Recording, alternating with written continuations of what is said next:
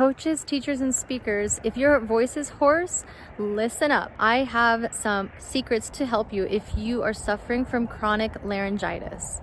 So laryngitis is when you have inflammation of the vocal cords. This can happen if you are overusing them, like say you are yelling from one end of the room to the other without a microphone.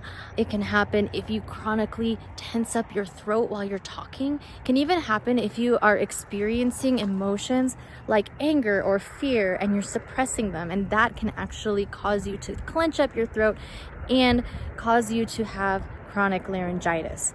So laryngitis is chronic if it lasts longer than a few days. If you're having a hoarse voice that comes consistently and is lasting for weeks or even months, you might have chronic laryngitis. And so the first thing you want to do if you have chronic laryngitis is vocal rest. Vocal rest does not mean that you whisper. In fact, you want to avoid whispering altogether. The reason is because when you whisper, you're letting air pass through your vocal cords like this. And if you think about when you're in a windy day, and think about your lips, right? If your lips are irritated and swollen and chapped, you want to lubricate them. If the wind is blowing on your lips, it makes them chapped. It makes them worse. It makes them more irritated because it dries them out. Same thing happens with your vocal cords. If you have a lot of air while you're talking, you can hear the air, you're basically drying out your vocal cords, and then when you go to actually talk, you have two dried out vocal cords rubbing together, irritating even more. So you want to actually rest your voice, meaning don't use it, not whisper, all right? The second thing you want to do is you want to drink warm tea. Chamomile is really good it helps relax some of your muscles and relax your body. And you want to put lemon and honey in it just to kill any maybe infection that might be going on. So that leads me to the third thing. Check out and make sure that it's not being caused by an infection. So definitely go to a doctor and get that checked out so that you know if it's just from chronic overuse or misuse, or if it's actually related to some sort of infection.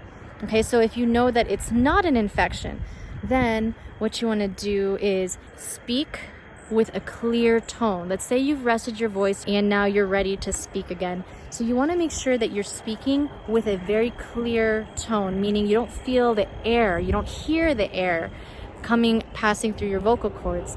So the way that you do this is, first you've got to learn to breathe so that you can support your voice with your breath, right? So the way that I like to teach breathing is that you completely relax your shoulders, completely relax your belly, and just let it hang out and breathe in, expanding. And when you breathe out, imagine a string pulling your belly button in towards your spine the whole time you're breathing out, until you're done breathing out. And then completely relax down here, this area below your belly button. Let it all hang out, and then breathing it out, engaging, pulling that belly button as you breathe out. So that's going to give you your breath support to support a very clear tone. So once you have that breath, you're going to add in a lip buzz with a tone, right? And if you can't lip buzz, you can just hum instead. The point is, you don't want to open your mouth. You want to keep your mouth closed so that you can keep the moisture in the vocal cords, keep them nice and lubricated. So have your tea, have your water, and make sure you're keeping your mouth shut while you're using your vocal cords, okay? While you're supporting your breath and breathing. And then, as a third part of the combo, right? You can think of this as a combo: the breath, the buzz, and then dropping the jaw on an ah, a very focused ah. So we breathe, we buzz, and as you hold that ah, bringing your belly button in. And then once you have it in all the way, you can relax and take the breath in again. And so if you're the type of person that really wants a personal coach to walk you through this and hold your hand and really help you rehabilitate your voice, I invite you to join me. Click on the link in the description so you can learn more about how we can work together.